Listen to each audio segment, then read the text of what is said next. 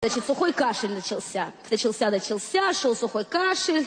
Потом думаю, как это, подождите, а кашель в горле, а говорят кишечный, что это за грипп такой московский?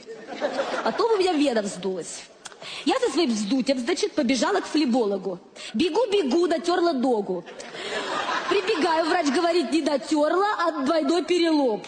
Ну, я и расплакалась, лицо все опухло, чувствую, конъюнктивит начинается. Нужно анализы сдавать. Я и пошла, а там гастрит, пневмония, стоматит. А это я только баночки с анализами на стол поставила.